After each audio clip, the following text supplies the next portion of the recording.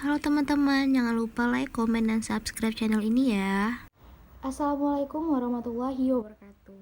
Salam sejahtera untuk kita semua. Apa kabar semuanya? Semoga kita dalam keadaan baik-baik saja. Nah, kembali lagi pada pembelajaran kita yang sebelumnya mengenai cerita pendek.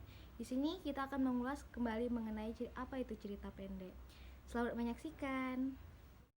Cerita pendek adalah karya sastra yang bersifat fiktif dan alurnya diceritakan secara ringkas oleh penulis. Cerpen dibagi atas dua unsur, yaitu yang pertama unsur intrinsik, yaitu unsur yang berasal dari dalam cerita tersebut.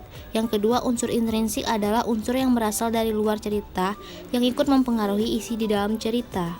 Unsur intrinsik cerpen dibagi atas 7 bagian. Yang pertama tema, kedua tokoh dan penokohan, yang ketiga alur, yang keempat latar atau setting, selanjutnya sudut pandang, gaya bahasa, dan amanat.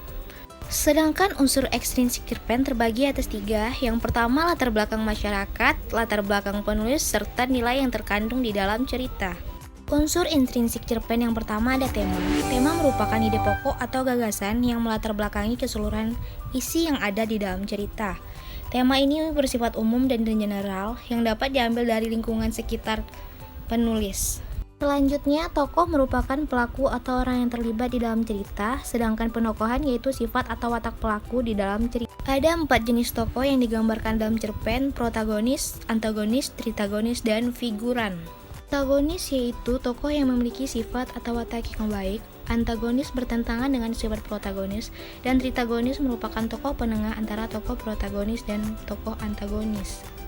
Selanjutnya, alur adalah urutan jalan cerita dalam cerpen yang disampaikan oleh penulis dengan tujuan agar tidak membingungkan orang yang membacanya. Setting atau latar, keterangan waktu terjadinya dan suasana serta tempat kejadian cerita tersebut. Sudut pandang yaitu strategi yang digunakan penulis dalam menyampaikan ceritanya.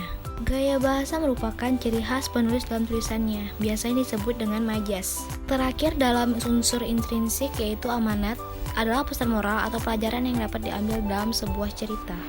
Dalam unsur ekstrinsik cerpen, latar belakang masyarakat yaitu merupakan faktor yang mempengaruhi penulis dalam membuat cerita tersebut.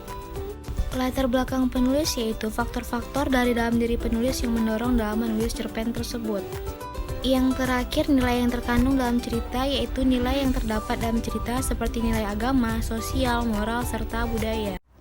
Sekian materi pembelajaran dari Ibu. Semoga dari materi tadi dapat kalian pahami dan kalian mengerti. Terima kasih.